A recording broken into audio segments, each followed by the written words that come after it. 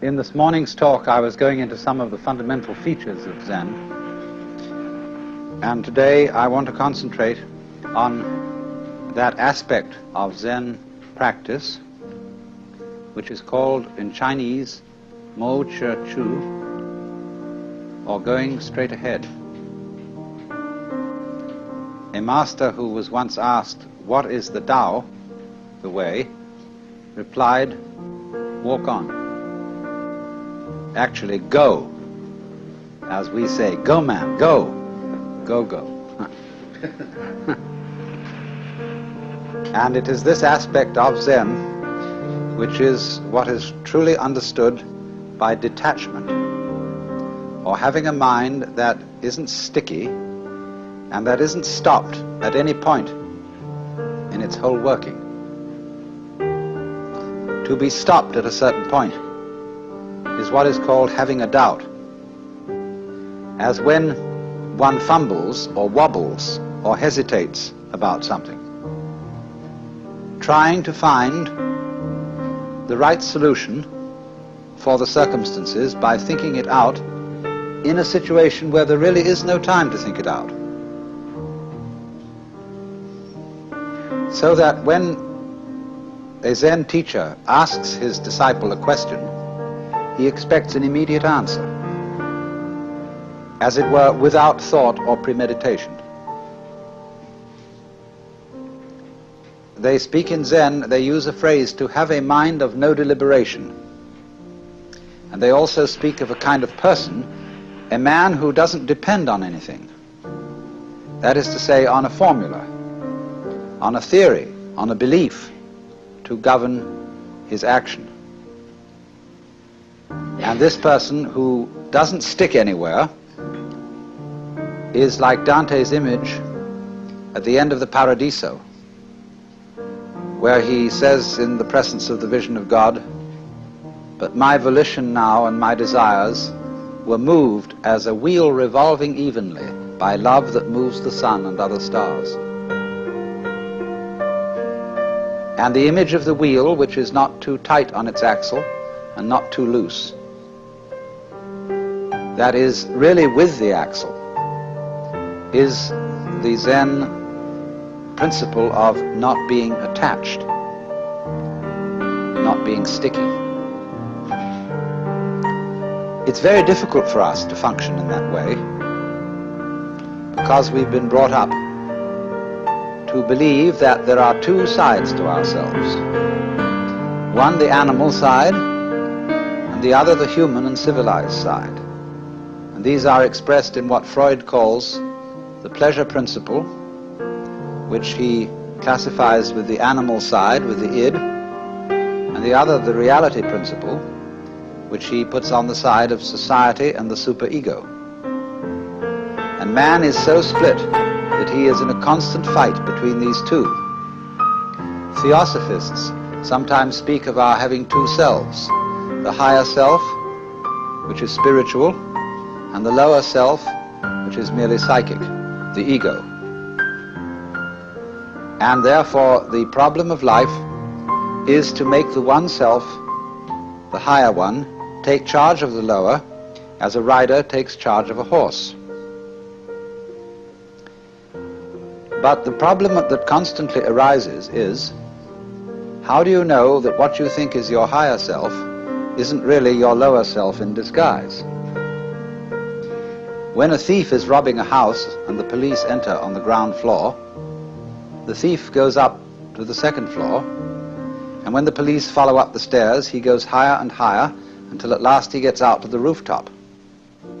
And in the same way, when one really feels oneself to be the lower self, that is to say, to be a separate ego, and then the moralists come along, they are of course the police, and say, "You ought not to be selfish," then the ego dissembles and tries to pretend that he's a good person after all.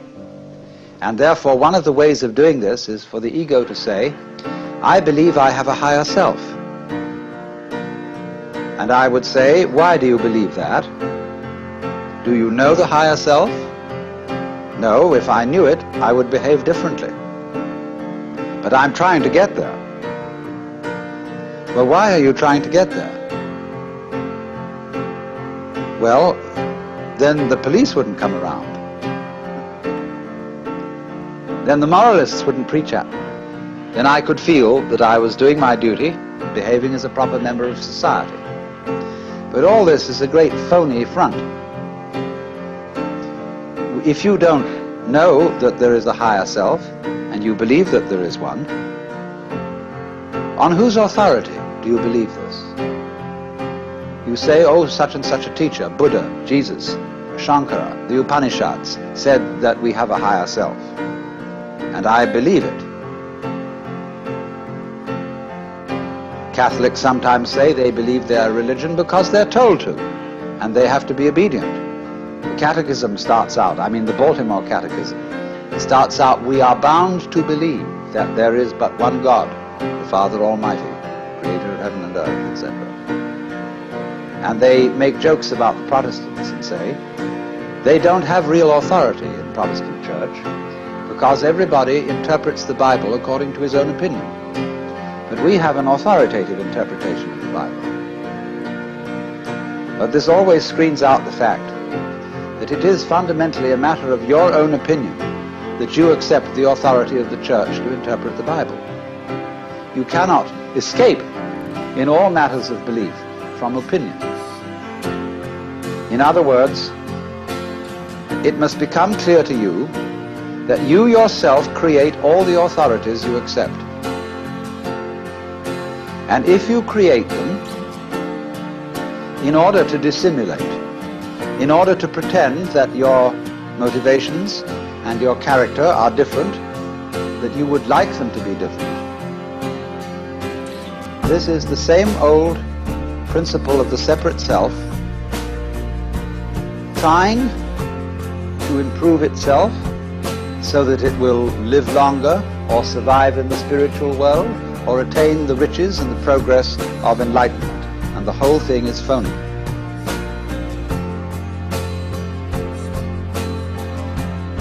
So in Zen, a duality between higher self and lower self is not made. Because if you believe in the higher self, this is a simple trick of the lower self. If you believe that there is no really lower self, there is only the higher self, but that somehow or other the higher self has to shine through, the very fact that you think that it has to try to shine through still gives validity to the existence of a lower self. If you think you have a lower self or an ego to get rid of, and then you fight against it, nothing strengthens the delusion that it exists more than that. So this tremendous schizophrenia in human beings of thinking that they are rider and horse,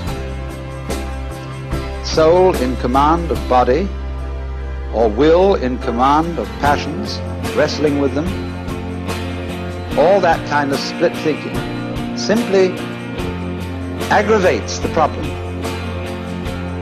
And we get more and more split. And so we have all sorts of people engaged in an interior conflict which they will never resolve. Because the true self, either you know it or you don't. If you do know it, then you know it's the only one, and the other, so-called lower self, just ceases to be a problem. It becomes something like a mirage, and you don't go around hitting at mirages with a stick or trying to put reins on them. You just know that they're mirages and walk straight through them. But if you are brought up to believe yourself split, I remember my mother used to say to me when I did naughty things, she said, "Alan, that's not like you." So I had, some conception of what was like me in my better moments, that is to say, in the moments when I remembered what my mother would like me to do. And so that split is implanted in us all.